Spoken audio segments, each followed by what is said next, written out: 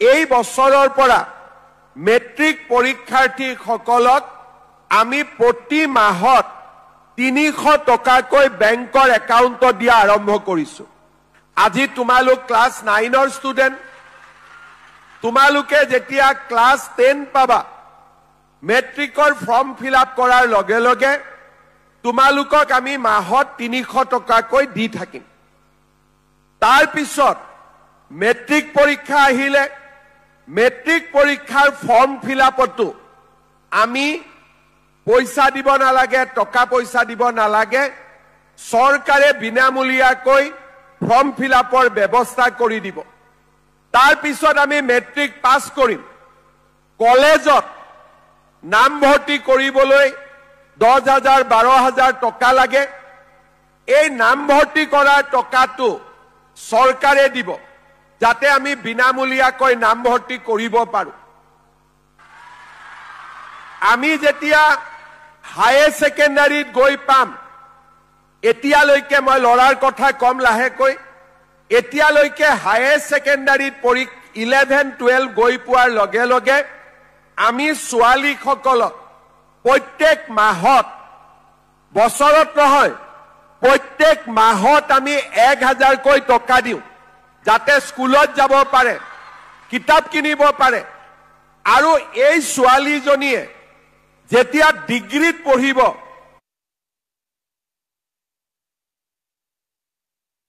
টকাকৈ দিওঁ। আৰু যেতিয়া ছোৱালীজনী বিশ্ববিদ্যালয়ত পঢ়িব, ছোৱালীজনীক আমি 2,500 টকাকৈ মাহত আমি দিওঁ। এতিয়া লৰাবিলাকে মোক কৈ আছে যে মামা, আমাৰ কাৰণেও আপুনি যেনেকে ছোৱালীক নিযুত মইনা আঁচনি দিছে, আমাৰ কাৰণেও এটা বাবু আঁচনি এটা দিয়ক। কেইদিনমানৰ ভিতৰতে আমি লৰাসকলৰ কাৰণেও এটা নতুন বাবু আঁচনি এটা দিম, যাতে তোমালোকৰ পঢ়া শুনাৰ দায়িত্ব আমি চৰকাৰে ল'ব পাৰো। তাৰ পিছত এইখিনি হল আৰ্থিক কথা, কিন্তু আৰ্থিক কথাৰ লগে লগে আমি আৰু কাম কৰি আছো। আমাৰ স্কুলবিলাক আমি লাহে লাহে 8 কোটিকৈ টকা দি, 6 কোটিকৈ টকা দি আমাৰ স্কুলবিলাক আমি নতুনকৈ নিৰ্মাণ কৰাৰ কাম আৰম্ভ কৰিছো।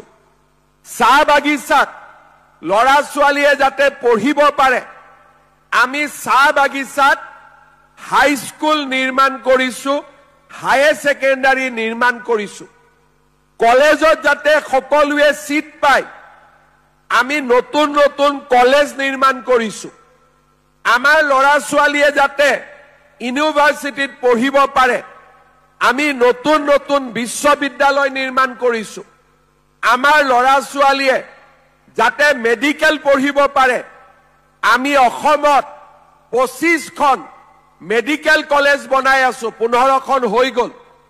ইঞ্জিনিয়াৰিং কলেজ কৰি আছো, যাতে দুখীয়া লৰা ছোৱালী, মধ্যবিত্ত লৰা ছোৱালীয়ে সকলোৱে নিজৰ সপোনবিলাক পূৰণ কৰিব পাৰে। এতিয়া বহুতে কয় যে পঢ়া শুনা কৰি আমি কি কৰিম? আমি কি কৰিছো যে পঢ়া শুনা কৰাৰ পিছত আমি লৰা ছোৱালীক মেৰিটৰ ভিত্তিত চৰকাৰী চাকৰি দিছো। আজি আমাৰ অসমত তোমালোকে দুদিন পিছত স্কুলত পঢ়িবা, সেমি কণ্ডাক্টৰ চিপছ আমি নতুন নতুন উদ্যোগ আনিছো। অসমতে আমি মোবাইল ফোন নিৰ্মাণ কৰা কাৰখানা খুলিব খুজিছো। আমি অসমতে আমি বাহৰ পৰা এৰোপ্লেনত উৰিব পৰা তেল নিৰ্মাণ কৰাৰ ধৰণৰ আমি নতুন নতুন উদ্যোগ স্থাপন কৰিব খুজিছো। কাম আৰম্ভ হৈ গৈছে। আজি আমাৰ অসমত যাতে নতুন প্ৰজন্ম, তোমালোক যেতিয়া ডাঙৰ হবা, প্ৰত্যেকজন লৰাই অসমত যাতে কিবা এটা কৰিব পাৰে, তাৰ বাবে আমি অসমত উদ্যোগীকৰণ, কৃষিৰ উন্নতি, হৰ্টিকালচাৰ, ভেটেনাৰী সকলো দিশতে আমাৰ ৰাজ্যখনক আমি আগুৱাই লৈ যোৱাৰ পৰিকল্পনা কৰিছো। যোৱা 5 বছৰত আমি এনেকৈ অসমৰ ছাত্ৰ ছাত্ৰীৰ বাবে নিৰন্তৰ কাম কৰিছো আৰু ইয়াৰ ফলাফলো আহিছে। প্ৰাথমিক বিদ্যালয়ত 6% ল'ৰা ছোৱালীয়ে স্কুল এৰি থৈ গৈছিল। আজি আমি তাক 4% নমাই আনিব সক্ষম হৈছো। এমই স্কুলত 8% ল'ৰা ছোৱালীয়ে স্কুল এৰি থৈ গৈছিল। এতিয়া আমি তাক 5% নমাবলৈ সক্ষম হৈছো আৰু উচ্চ মাধ্যমিকত 25% ল'ৰা ছোৱালীয়ে স্কুল এৰি থৈ গৈছিল। তাক আজি আমি 17% নমাবলৈ সক্ষম হৈছো। অৰ্থাৎ আমি লোৱা প্ৰচেষ্টাবিলাকে আজি কৰবাত নহয় কৰবাত আমি সফল আৰু প্ৰভাৱী হোৱাৰ প্ৰমাণ আমি লাহে লাহে দেখা পাইছো। মই এটাই কথা ক'ব বিচাৰো, যি ল'ৰা ছোৱালীৰ একাগ্ৰতা থাকিব, অধ্যাৱসায় থাকিব, ইচ্ছা শক্তি থাকিব, আমি সকলোৱে জগত জয় কৰিব পাৰো। আমি নিজক এজন সুস্থ মানুহ বুলি, আমি এজন শক্তিশালী মানৱ সম্পদ হিচাপে নিজক আমি প্ৰতিষ্ঠা কৰিব পাৰো। মই কেইটামান উদাহৰণ দিব খুজিছো। আজিৰ পৰা 10 দিন আগতে মোক ভাৰতৰ প্ৰধানমন্ত্ৰী নৰেন্দ্ৰ মোদী ডাঙৰীয়াই ৰাতিপুৱা 5:30 বজাত ফোন কৰিছিলে। ৰাতিপুৱা মোৰো টোপনিতে আছিলো, ফোন বাজিলে মই ফোন উঠালো। মোদী ডাঙৰীয়াই মোক ফোনত ক'লে যে হিমন্ত, তই এবাৰ চিমুক লগ পাই লবি। তেতিয়া মই মনতে ভাবিলো যে মোক ভুলতে ফোন লগালে নেকি, কাৰণ মইতো কোনো চিমুক চিনি নাপাওঁ। তেতিয়া প্ৰধানমন্ত্ৰী ডাঙৰীয়াক মই আকৌ এবাৰ সুধিলো যে প্ৰধানমন্ত্ৰীজী, मैं हिमंत बात कर रहा हूं, मैं हिमंत কৈ আছো। তেতিয়া মোদী ডাঙৰীয়াই মোক ক'লে মই তোকে কৈছো। মই ফোনটো থলো। মোৰ চিন্তা হৈ থাকিলে যে সিমু কোন, কাৰ কথা ক'লে, কবাত কিবা গণ্ডগোলে লাগিলে নেকি। কাকো ফোনো কৰিব নোৱাৰো। তেতিয়া ৰাতিপুৱা 5:30 বাজি আছে। মই যেনে তেনে টেনচনত, যেনেকে তোমালোকক শিক্ষকে কেতিয়াবা খং উঠিলে তোমালোকৰ ভয় লাগে, টেনচন হয়, আমাৰো প্ৰধানমন্ত্ৰীয়ে ফোন কৰিলে আমাৰো ভয় লাগে, আমাৰো টেনচন হৈ থাকে। মই যেনে তেনে 3 ঘণ্টা পাৰ কৰিলো। প্ৰধানমন্ত্ৰীৰ কাৰ্যালয় 9:08 খোলে। মই ফোন কৰিলো যে ৰাতিপুৱা মোক প্ৰধানমন্ত্ৰীয়ে ফোন কৰিছিলে, সিমুক লগ পাব ক'লে, মোক অলপ জনাব পাৰিব নেকি কোন সিমু। তেতিয়া মোক তেওঁলোকে ক'লে যে সিমু মানে সিমু দাস। কোন ছোৱালী?